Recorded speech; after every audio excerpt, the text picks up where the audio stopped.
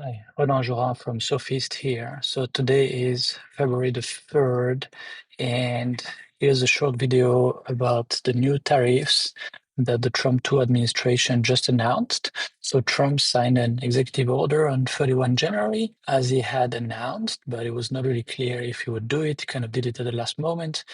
So as I'm going to explain, it looks a bit like a first step in a larger strategy that still needs to be defined. All right. So this Trump 2 administration has been fighting with a lot of things, diversity, inclusion, etc. The federal employees, federal government employees, immigration, a lot of regulations, etc. So they're fighting a lot of fronts, and it seems like this is just the first step that they put in place before they go ahead with other things, right? They're also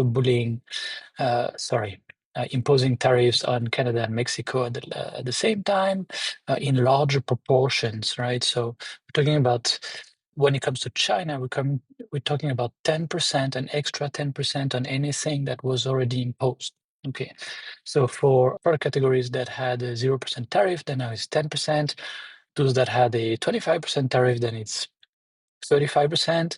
And those some of these electric vehicles, solar panels, things like that, that had a very high one, up to 100%. Now it's 110%, it seems.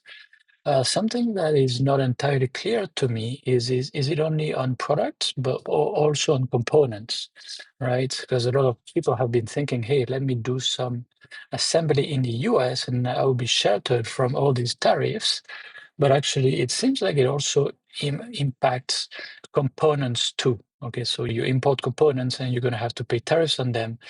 Then you're going to assemble in the US at a higher cost, and then in the end, you have a much higher product. That's why it's kind of not fully thought through kind of thing that is probably not there to last. Probably there just to have a first chip on the table in a negotiation with China.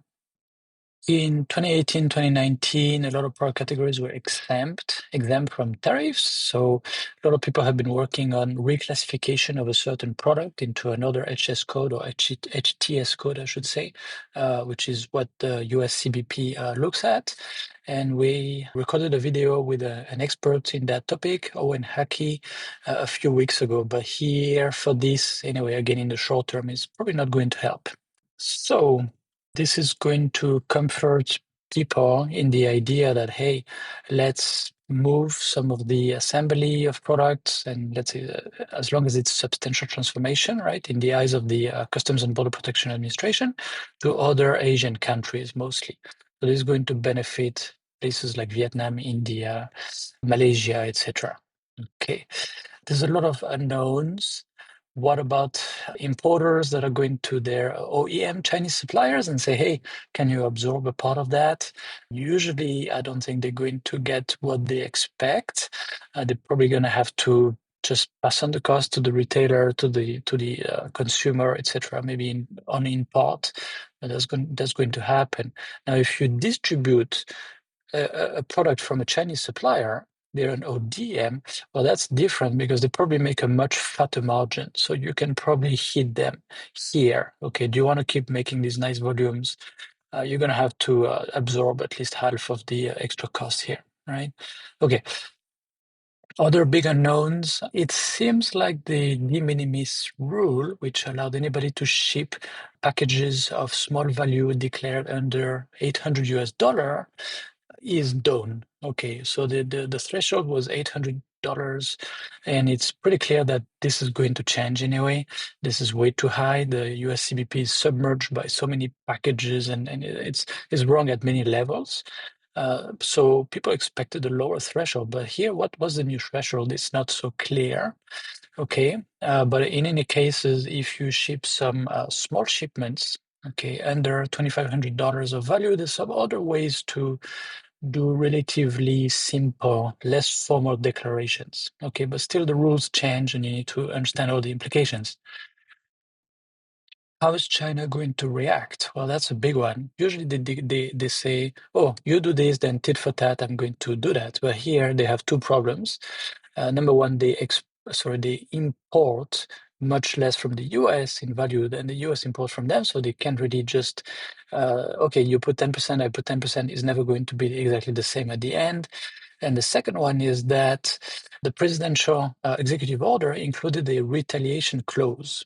Okay, that will include the penalties on the trading partner if this partner strikes back with tariffs. So it's like put tariff on you, and if you retaliate, we put more tariffs on you.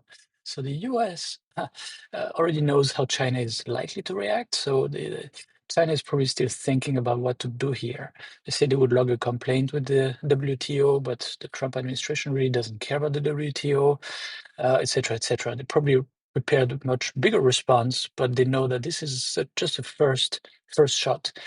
More is coming, so they should keep some ammunition also. So big unknown here.